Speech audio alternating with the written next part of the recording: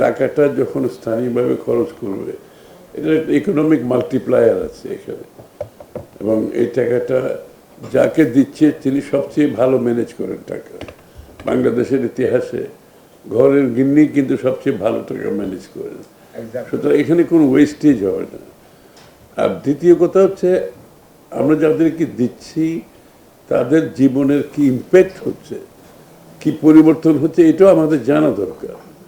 আমাদের কতটুকু দারিদ্র বিমোচন হচ্ছে এখানে, তাদের জীবনযাত্রার মান কতটুকু উন্নত হচ্ছে, তাদের স্বাস্থ্য শিক্ষার ক্ষেত্রে তারা কতটুকু এগিয়ে যাচ্ছে, এই বিষয়গুলো আমাদের ইভ্যালুয়েট করা দরকার।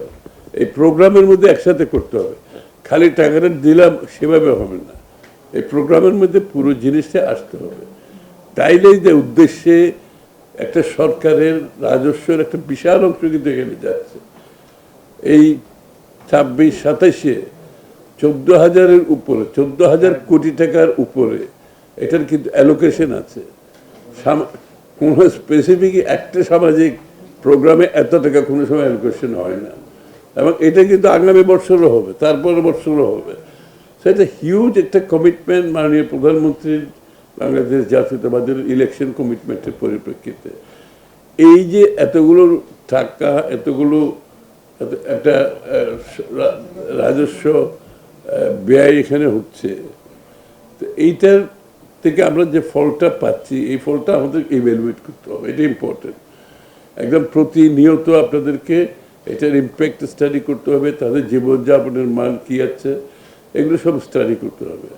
এবং অনেকে হয়তো গ্র্যাজুয়েট করে উপরের দিকে চলে যাবে, ইনশাআল্লাহ কমে যাবে, তখন আমরা অন্যদেরকে দিতে পারবো ক্রমান্বয়ে। অর্থাৎ এই পর্যায়ে যারা হতদরিদ্র আছে তাদের যাতে কোনো সময় আর্থিক অভাবের কারণে তাদের জীবনযাত্রার মানের উপর কোনো প্রভাব না পড়ে, আর্থিক সহায়তা সরকারের দরকার। এই সরকারের মূল উদ্দেশ্যটা হচ্ছে লাইফ সাইকেল সাপোর্ট। আপনি জন্ম থেকে মৃত্যু পর্যন্ত একটা নাগরিকের প্রতি একটা সরকারের যে দায়িত্ব আছে, সেই দায়িত্বটা পালনকে মাথায় রেখে কিন্তু এই পরিকল্পনা করা হয়েছে। ইটস এ লাইফ সাইকেল, একটা জন্ম থেকে শিশু থেকে মৃত্যু পর্যন্ত। সুতরাং এইটাকে আমরা খুব সিরিয়াসলি নিতে হবে।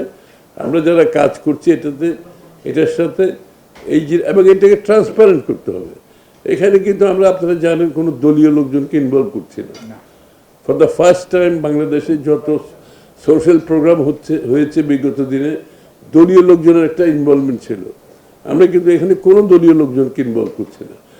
100% সরকারি কর্মকর্তারা, যেটা অলরেডি সাকসেসফুলি পাইলট প্রজেক্ট করেছে যারা, তাদেরকে করা হচ্ছে, এবং সাথে স্থানীয়ভাবে আমাদের শিক্ষিত ছেলেমেয়েরা যারা আছে তাদেরকেও ইনভলভ করতে হবে, কারণ তারা সমাজের একটা গুরুত্বপূর্ণ অংশ, এবং তাদের একটা মানসিকভাবে একটা জায়গায় আসতে হবে যেটা মানবিক বাংলাদেশের কথা আমরা বলছি।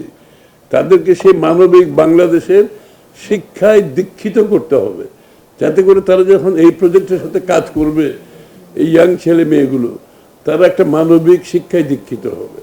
এবং এই মানবিক বাংলাদেশের কথা যখন আমরা বলছি, আমাদের প্রত্যেকটা প্রজেক্টে একটা মানবিক শিক্ষা দীক্ষা এই বিষয়গুলো সামনে নিয়ে আসতে হবে।